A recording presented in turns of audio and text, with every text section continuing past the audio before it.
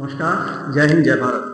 चलिए आज के वीडियो में जैसा कि आप सभी को पता ही है कि we are preparing for MPITI PO COPA के लिए हमारी प्रिपरेशन चल रही है और प्रीवियस ईयर क्वेश्चन पेपर जो MCQs हैं PYQ उनको अभी फिलहाल हम सॉल्व कर रहे हैं। उसके साथ साथ हमारा जो एक्सप्लेनेशन है जिन MCQs पे हम ऑप्शंस के साथ जिनको एक्सप्लेन किया जा रहा है, तो आपके जो नेक्स्ट MCQs है जो अपकमिंग जो एग्जाम होगा कोपा का फिर में उसमें जो MCQs आने की पॉसिबिलिटीज है उसकी भी प्रिपरेशन आपकी हो रही है। Let's start with the MCQ। First MCQ screen पर आप देख पा रहे हैं, which of these device use capacitor to store data. इनमें से कौन सा डिवाइस डेटा स्टोर करने के लिए कैपेसिटर का उपयोग करता है? Options are ERAM, PRAM, SRAM and DRAM। देखिए ये जो क्वेश्चन है it belongs to the first chapter of COPA syllabus.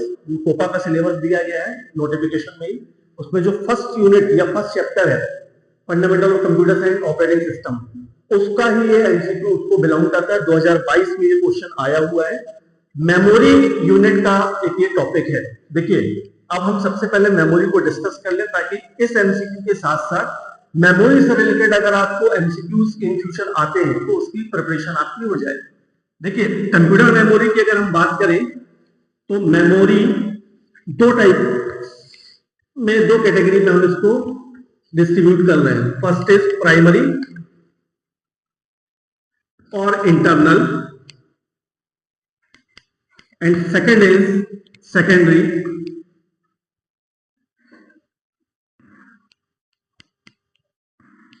और एक्सटर्नल। दो टाइप की बेसिकली कंप्यूटर मेमोरी होती है, primary memory and secondary memory. अब प्राइमरी मेमोरी में भी कैटेगराइजेशन है, one is RAM, another is Rome.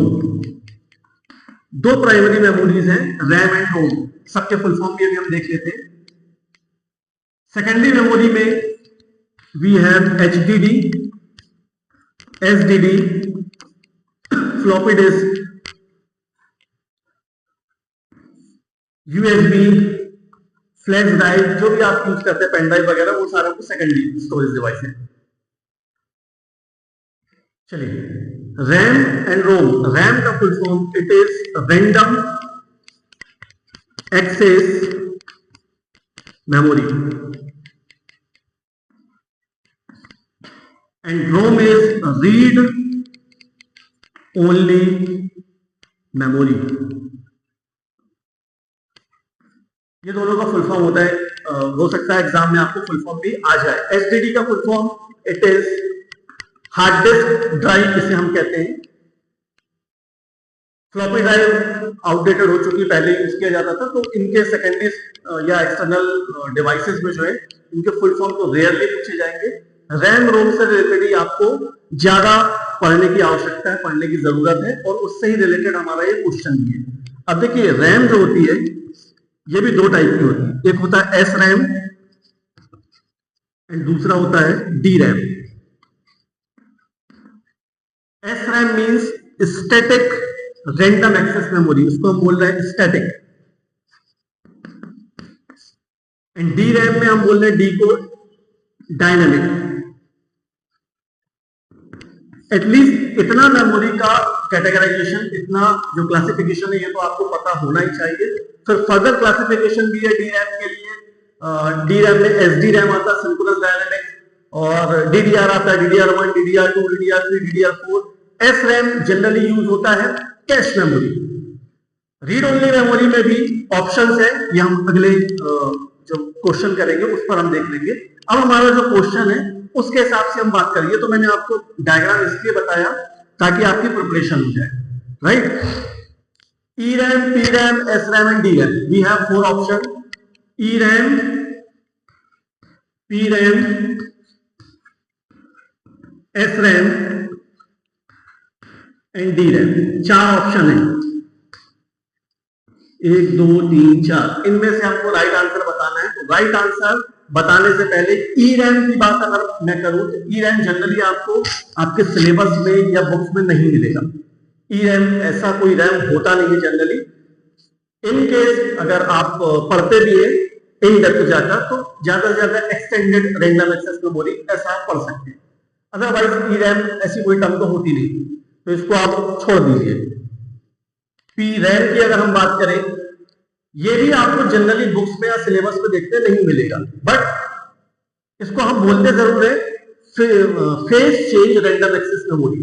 Phase change, PHASE, phase CHANGE, phase change random access memory.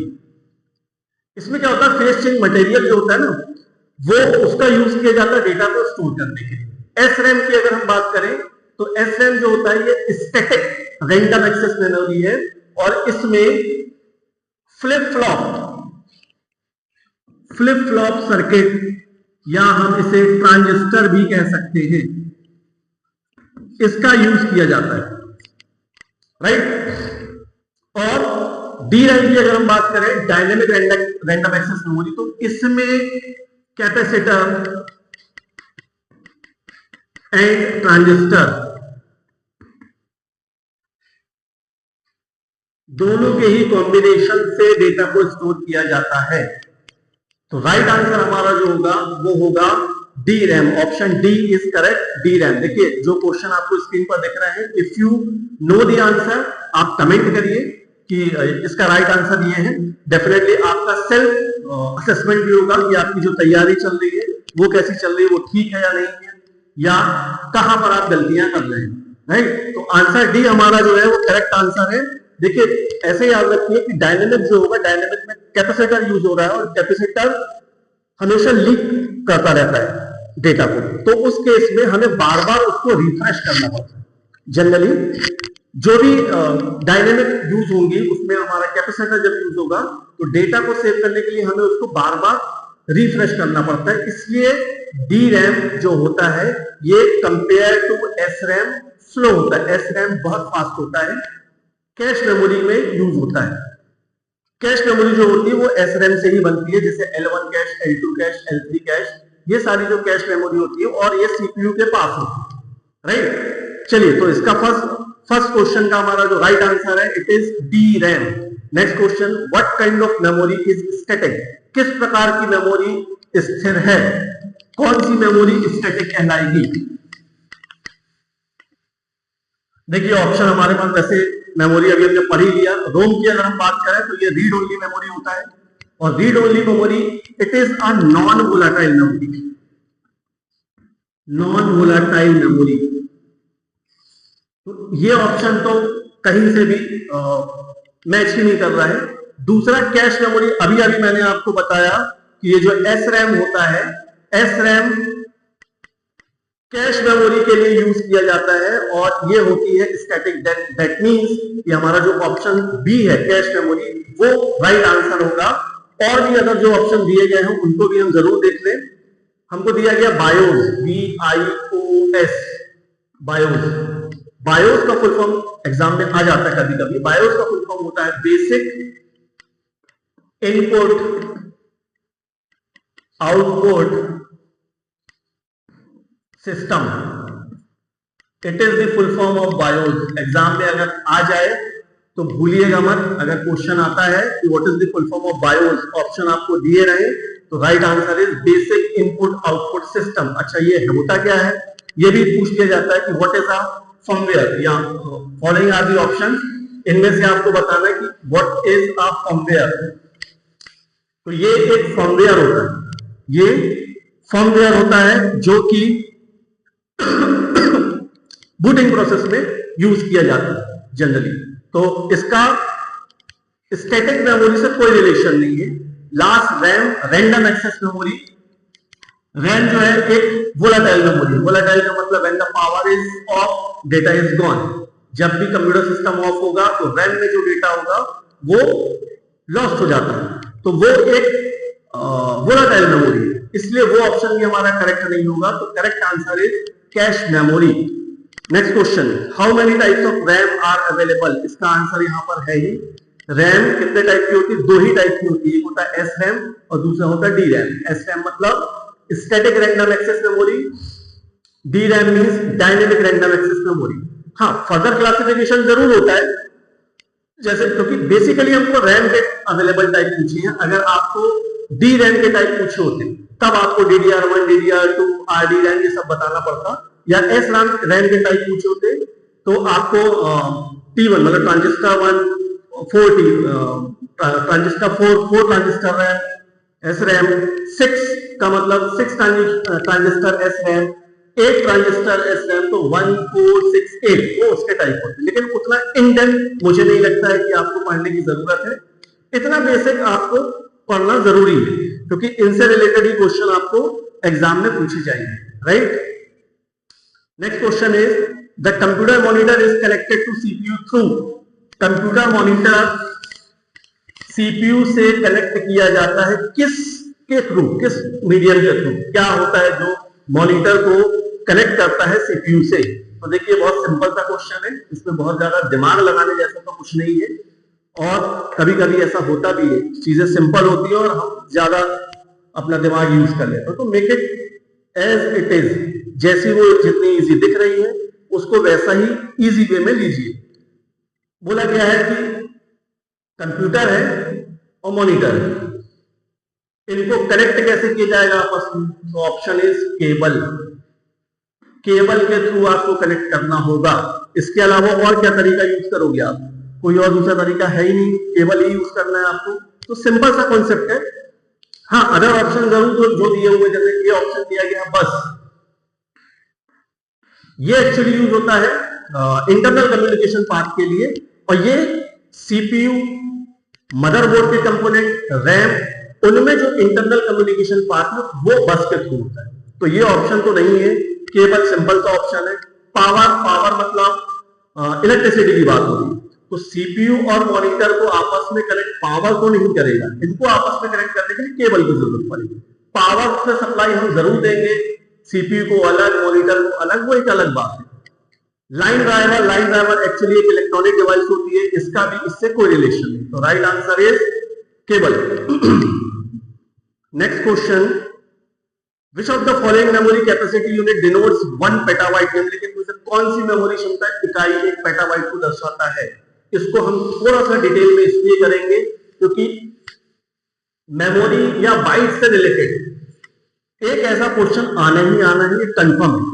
अगर अभी मैं जो बताने वाला हूं वो आप समझ लेते हैं तो मुझे लगता है कि 99% तो उस टॉपिक से रिलेटेड अगर कोई क्वेश्चन आता है तो आपसे बन जाएगा।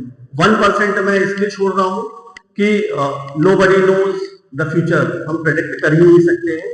अगर आपका लकी बैड हुआ उस दिन, या ऐसा कोई क्वेश्चन आ ही गया कि जो उसके बियॉन्ड है, तो फिर तो हम भी कुछ नहीं कर पाएंगे। लेकिन इतना आप जरूर समझ सकते हैं, अभी जो एक्सप्लेनेशन मैं देने वाला हूं उससे ये क्वेश्चन और ऐसे कई क्वेश्चंस की तैयारी आपकी हो जाएगी। देखिए, जो स्मॉलेस्ट यूनिट होती है कंप्यूटर सिस्टम में स्टोर करने की, वो होता है बिट्स, 1 या 0। बिट्स की बात हम कर रहे हैं। एक बिट मतलब या तो 1 के फॉर्म में होगी या 0 के फॉर्म में होगी। आपका जो कैरेक्टर होता है वो 8 बिट्स का होता है। 8 बिट्स का एक कैरेक्टर होता है। कितने बिट्स? 8 बिट्स का एक कैरेक्टर होता है, जिसका मतलब होता है 1 बाइट। 8 बिट्स का 1 बाइट होता है। इससे भी अगर ऊपर की बात करें तो इससे पहले 4 बिट्स होता है, और 4 bits is equal to 1 nibble. 4 bits is equal to 1 nibble. कुछ क्वेश्चन, कुछ प्रीवियस ईयर के एग्जाम्स में, मतलब कोपा की बात नहीं कर रहा हूं, दूसरे एग्जाम्स में ऐसा स्टूडेंट से मुझे बताया था कि निबल पूछ लिया था सर। तो 4 bits is equal to 1 nibble होता है। 8 bits is equal to 1 character. 1 character का मतलब कीबोर्ड में जितनी कीज हैं, इवन सिंगल डॉट की बात करें, A B C D, जितने भी कीबोर्ड में कीज दिख रही है वो सारे के सारे सिंगल कैरेक्टर्स हैं, और उन सभी के लिए 8 बिट्स का एक 1010 के फॉर्मेट में एक कॉम्बिनेशन होता है। तब आपका जो कंप्यूटर सिस्टम है उस एक कैरेक्टर को स्टोर करता है। 8 बिट्स का एक कैरेक्टर होता है, और 8 बिट्स इज इक्वल टू होता है 1 बाइट। अच्छे से समझिएगा, क्योंकि अगर एक आपने यूनिट समझ ली तो इससे रिलेटेड कोई भी क्वेश्चन आएगा उसको आप इजीली सॉल्व कर लेंगे। 8 बिट्स इज इक्वल टू, अभी हम 1 बाइट लेकर चल रहे हैं। 1 कैरेक्टर तो होता ही है, 8 बिट्स से बनना होता है एक कैरेक्टर, लेकिन इसको हम बोलते हैं 8 bits is equal to 1 byte. तो अभी मैं एक कैरेक्टर को इरेज कर दूं, 8 bits is equal to 1 byte, और 1024 bytes is equal to 1 kilobyte, K B हम बोलते हैं 1 किलोबाइट। एग्जाम में ये भी पूछा जा सकता है what is the full form of KB, तो केबी का फुल फॉर्म क्या होगा, किलोबाइट। 1024 केबी मतलब kilobyte is equal to 1 MB, MB means megabyte. 1024 MB is equal to 1 GB. 1024 megabyte is equal to 1 gigabytes. 1024 megabyte is equal to GB is equal to 1024 GB is equal to 1 TB मतलब 1 terabyte, and 1024 TB is equal to 1 exabyte, EXABYTE। अभी जो highest है वो exabyte ही हम चल रहे हैं। आप लोगों ने TB तक सुना होगा, आजकल जो SSDs आ रही हैं, जो हार्ड डिस्क आ रही है वो TB में आ रही है, टेराबाइट में आ रही है। This is the basic structure of the units. जो कंप्यूटर सिस्टम में हम डेटा स्टोर करते हैं, स्टोर करने की जो यूनिट्स होती है वो ये होती है। 4 bits is equal to 1 level कहलाता है, 8 bits is equal to 1 byte होता है, और एक कैरेक्टर 1 बाइट का आप कह सकते हो या 8 बिट्स का होता है। बाइट और बिट्स में डिफरेंस है। 1024 bytes is equal to 1 kilobyte, 1024 kilobyte is equal to 1 megabyte, 1024 megabyte is equal to 1 gigabyte, and 1024 gigabyte is equal to 1 terabyte, and 1024 terabyte is equal to 1 exabyte। Sorry गलत लिखा है, exabyte है PB, petabyte, 1 PB petabyte, and 1024 petabyte is equal to exabyte।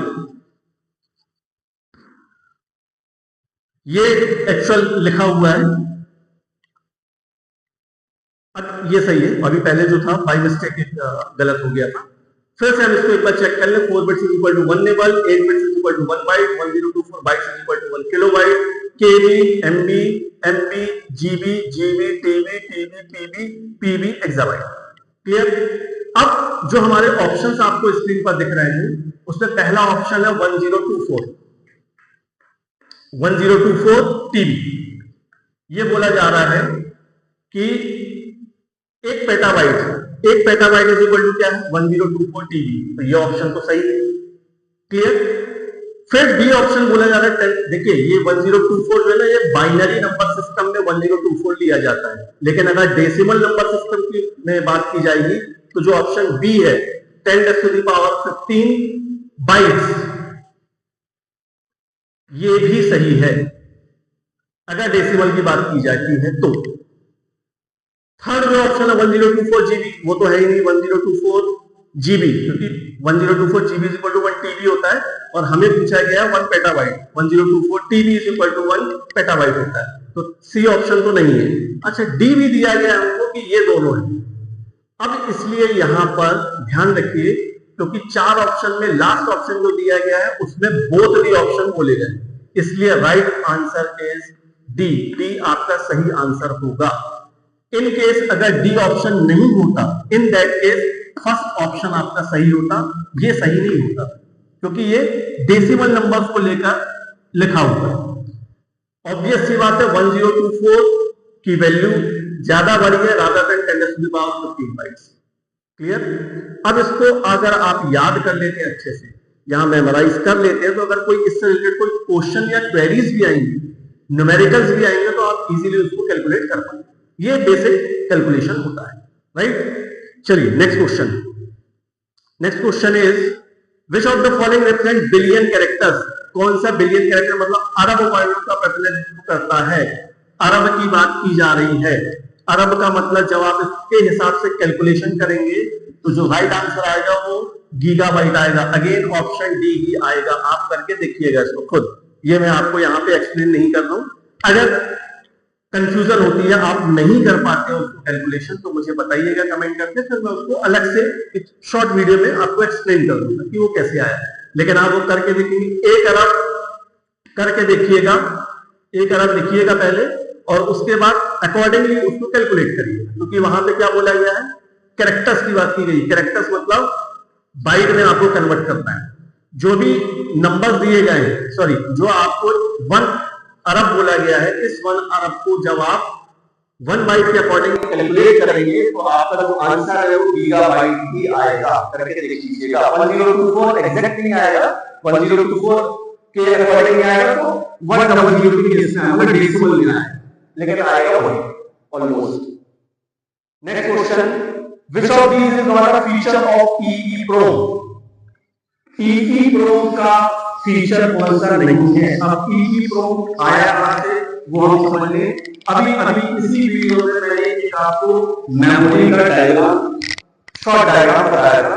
बहुत explanatory तो नहीं था, लेकिन question के हिसाब से होगा बेसिक जरूरी। EEPROM आया कहां से? तो रोम के जो टाइप्स है, रोम का पहला टाइप है PROM। PO मतलब programmable read only memory, read only memory. हमसे पूछा क्या गया EEPROM की विशेषता क्या है? मैं एक्सप्लेन इसलिए कर रहा हूं रोम से कि अगर PROM आ गया तो आपको फुल फॉर्म पता होना चाहिए, होती क्या ये भी थोड़ा सा इन शॉर्ट हम समझेंगे कि क्या होती है। नेक्स्ट होता है EEPROM। EEPROM का मतलब electrically programmable read only memory. सिर्फ इलेक्ट्रिकली ई के लिए यहां पर एड ऑन हो जाएगा, बाकी सब कुछ यही ऑप्शन रहेंगे, मतलब यही स्टेटमेंट पूरा का पूरा यहां लिख देते हैं, electrically programmable read only memory. फिर होता है EEPROM जो हमको पूछा गया है। अब इसमें बोला गया है electrically erasable programmable, full form ऊपर लिखा हो, प्रोग्रामेबल रीड ओनली मेमोरी। यहां जो EE का मतलब है इलेक्ट्रिकली इरेजेबल बोला गया है। देखिए प्रोम को बोला PROM तो प्रोग्रामेबल रीड ओनली मेमोरी, मतलब यूजर इसमें एक बार इसमें चेंजेस कर सकता है। और EEPROM मतलब EPROM हम बोले electrically erasable programmable read only memory, मतलब इलेक्ट्रिकली उसको इरेज किया जा सकता है यूवी के थ्रू, यूवी मतलब अल्ट्रावायलेट रेज के थ्रू उसको इरेज करके फिर से प्रोग्राम किया जा सकता है उसमें। ये जो रोम होती है ना, इसको ये फैक्ट्री मैन्युफैक्चरर होता है, इसमें हम आप प्रोग्रामिंग नहीं करते। जहां पर ये बनाई जाती है तो वहां पर जो डेवलपर होते हैं या जो मैन्युफैक्चरर है वो उसमें कोड करते हैं। ठीक है, वो इनडेप्थ थ्योरी जब हम रैम को, अभी तो हमको एमसीक्यूज पढ़ना है और कोपा की तैयारी करना है, जब हमको इसमें इन डेप्थ नॉलेज की जरूरत पड़ेगी तब फिर कभी हम इस पर बात करेंगे। फिलहाल के लिए हमारे पास ऑप्शन जो हमको दिए गए हैं, it is a volatile memory. ROM जो होता है ये एक नॉन वोलाटाइल मेमोरी है। फिर से समझ लीजिए, वोलाटाइल नॉन वोलाटाइल बहुत बेसिक कॉन्सेप्ट है, इससे रिलेटेड भी क्वेश्चन आपको एग्जाम में आना ही आना, कुछ ना कुछ तो आएगा। वोलाटाइल नॉन वोलाटाइल के टर्म आपको दिखेगी एग्जाम में, ये आप नोट कर लीजिए आज। तो अच्छे से समझ लीजिए वोलाटाइल और नॉन वोलाटाइल का मतलब क्या है। वोलाटाइल का मतलब VOLATILE, इसका मतलब है कि जब पावर ऑन है जब तक, तब तक तो सब कुछ हमको याद है, जैसे ही पावर चला गया तो हमारी मेमोरी लॉस। सिंपल से कॉन्सेप्ट में ऐसा समझिए इसको हम। और रैम जो होता है वो एक वोलाटाइल मेमोरी होती है। क्यों? क्योंकि रैम में जब हम कोई भी सिस्टम पे या लैपटॉप पर जब हम कोई काम कर रहे होते हैं तो कोई भी सॉफ्टवेयर या कोई भी प्रोग्राम सबसे पहले लोड का होता है रैम में, और टेम्पररी कुछ देर के लिए जब तक हम उस पर काम कर रहे हैं तब तक वो उस रैम में आपको लोड होकर मिलेगा, तभी आप स्क्रीन पे सारा कुछ काम कर पाते हैं। लेकिन जैसे ही सिस्टम ऑफ होगा तो रैम में अगर कोई डेटा टेम्पररी स्टोर था तो वो भी लॉस्ट हो जाएगा। इसलिए रैम एक वोलाटाइल मेमोरी है। Power gone, data gone.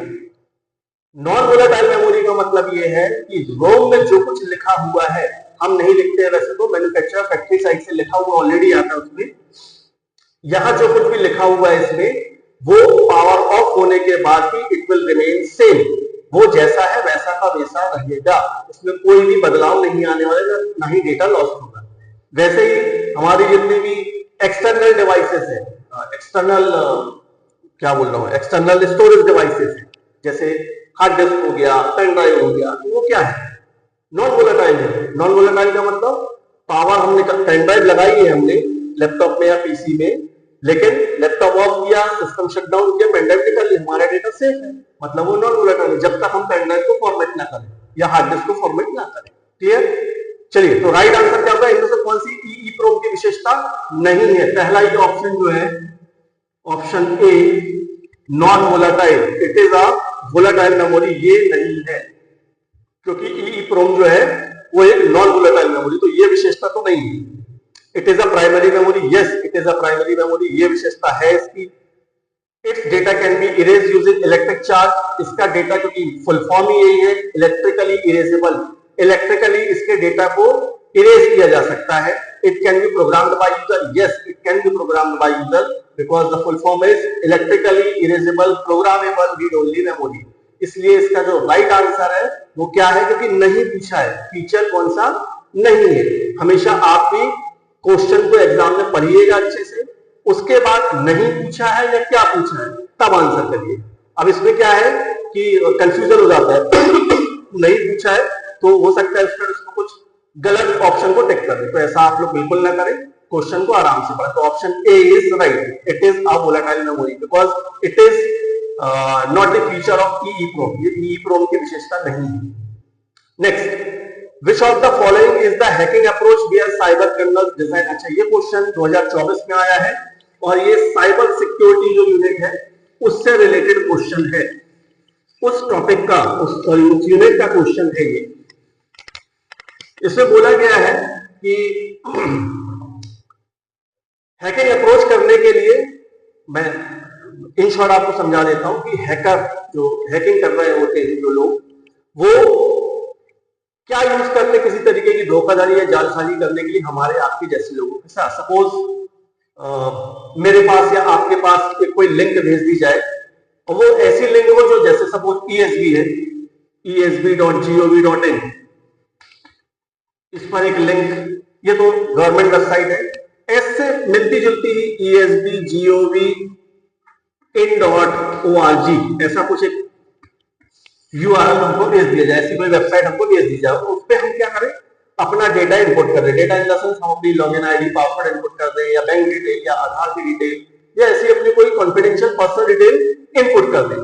तो वहां पर उनका मकसद क्या होता है, हमारे उस डेटा को स्टील करना, चुराना, ताकि वो उसका मिसयूज कर पाए। और इस कॉन्सेप्ट को हम कहते हैं फार्मिंग, PHARMING, फार्मिंग। ये जो है ये इसका राइट आंसर है ऑप्शन ए। ये FARMING नहीं, फार्मिंग मतलब किसानी वाला नहीं है, PHARMING, फार्मिंग। ये कॉन्सेप्ट, ये टर्म यूज होती है उस कॉन्टेक्स्ट में जो क्वेश्चन में पूछा गया। दूसरा जो है वेबसाइट डुप्लीकेशन, मिलता जुलता ही है।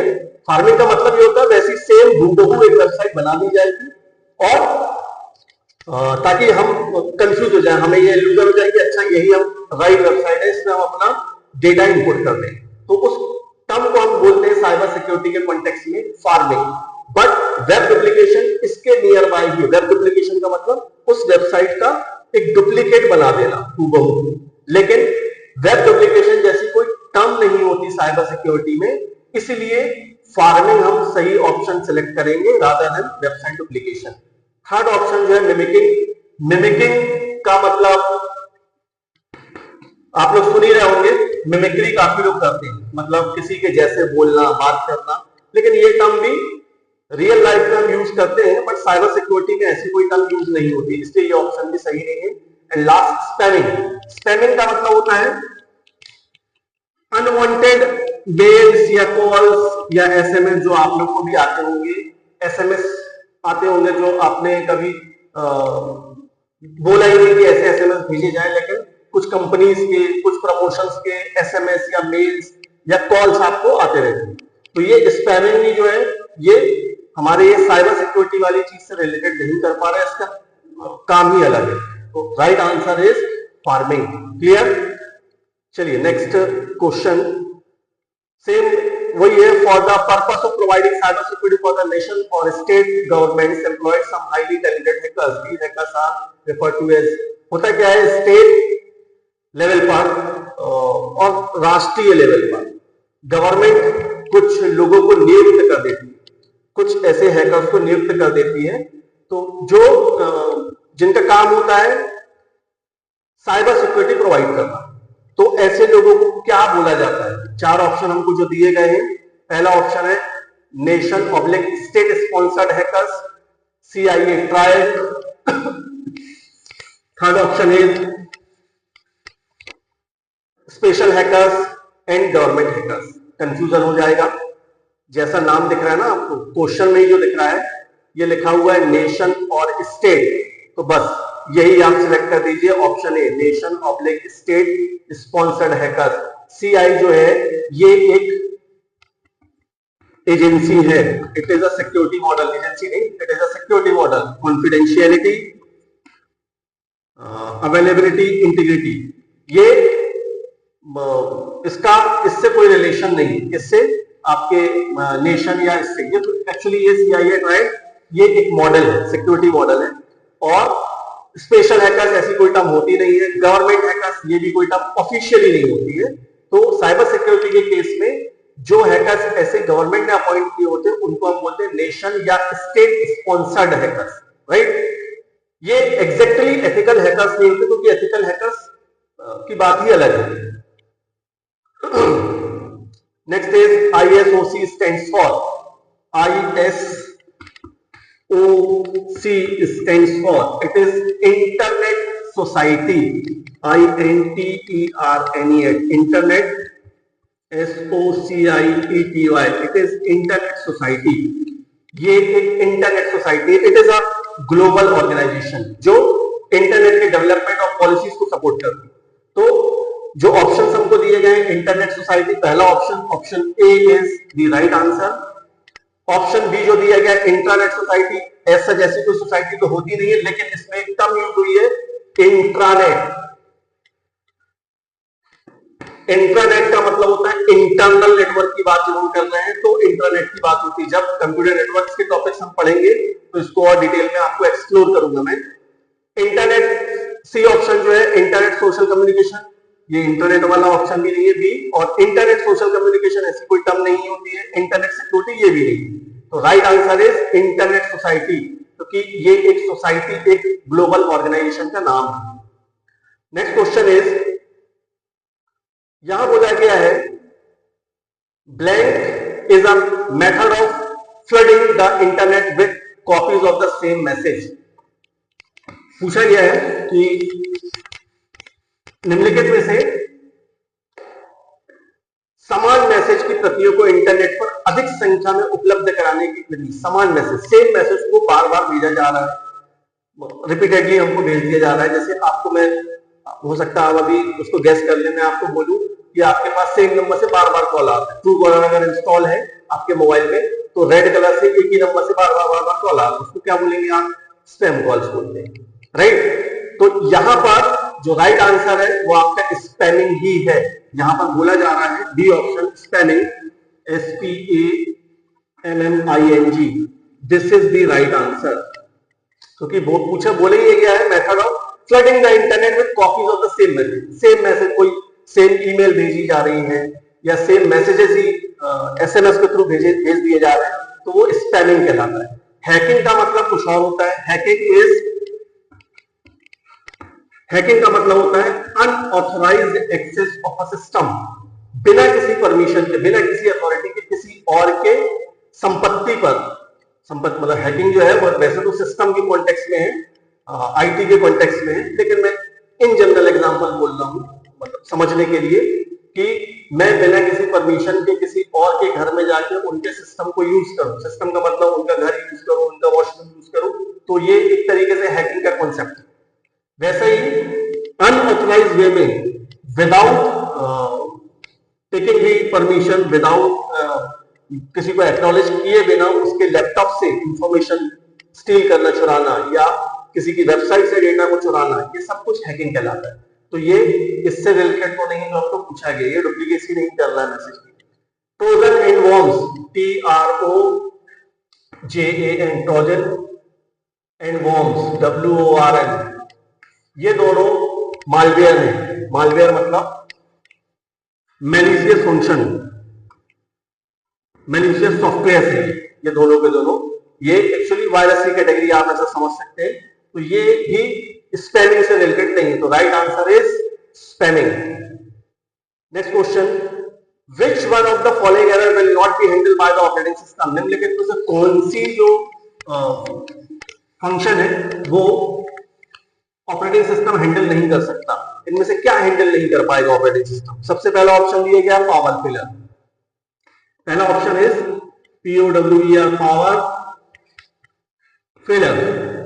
अब ऑपरेटिंग सिस्टम जो है पावर फेलियर को कैसे हैंडल कर सकता है, उसमें बोला गया, नॉट बोला गया, which is not handled by the operating system, जो हैंडल नहीं कर सकता।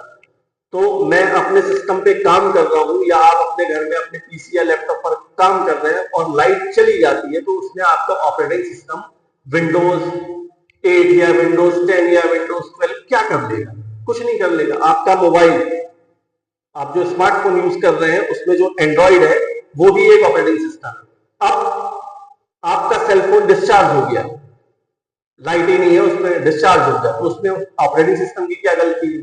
तो ये तो ऑप्शन सही है कि ये हैंडल नहीं कर सकता, ऑपरेटिंग सिस्टम इस चीज को हैंडल नहीं कर पाएगा। बी बोला है lack of paper in printer, lack of paper in printer. इसका मतलब प्रिंटर में अगर पेपर नहीं है तो भाई वो ऑपरेटिंग सिस्टम की क्या जवाबदारी है उसमें। हमने अपने कंप्यूटर से, लैपटॉप से कंट्रोल P प्रेस किया, शॉर्टकट की होती प्रिंट के लिए, वो प्रिंट लेने के लिए हमने प्रिंट का एक इंस्ट्रक्शन भेज दिया, ऑपरेटिंग सिस्टम ने उसको फॉरवर्ड कर दिया प्रिंटर के टूल पर। लेकिन हुआ क्या, प्रिंटर के अंदर पेपर ही नहीं है, तो वहां से एक एरर मैसेज जरूर डिस्प्ले कर देगा सिस्टम पर कि इंसर्ट अ पेपर, ऐसा कुछ करके एरर डिस्प्ले कर देगा। ये वेरी करता है एरर प्रिंटर टू प्रिंटर। लेकिन अगर उस प्रिंटर में पेज नहीं या पेपर नहीं है तो ऑपरेटिंग सिस्टम की क्या गलती है, वो क्या कर सकता है, कुछ नहीं कर पाएगा। तो ये भी ऑप्शन सही है कि it is also not handled by the operating system, ये भी ऑपरेटिंग सिस्टम हैंडल नहीं कर सकता। C option, connection failure in the network, network में कनेक्शन फेलियर हो गया है, कनेक्शन लॉस्ट हो गया है, कनेक्शन चला गया, आपके मोबाइल में नेटवर्क नहीं आ रहा है, एयरटेल का, जियो का या BSNL का, तो आपका एंड्रॉइड जो है वो क्या कर लेगा, ऑपरेटिंग सिस्टम क्या कर सकता है, कुछ नहीं कर सकता। मतलब this is also the correct answer कि ये भी हैंडल नहीं कर पाएगा operating system. And last one is all of the given option. अब बोला गया है सभी, तो बात सही है, डी वाला ही सही होगा, क्योंकि जब ABC तीनों के तीनों सही हो रहे हैं और नीचे ऑप्शन आपको दिया गया है ऑल ऑफ दी अबव, तो राइट आंसर इज दिस।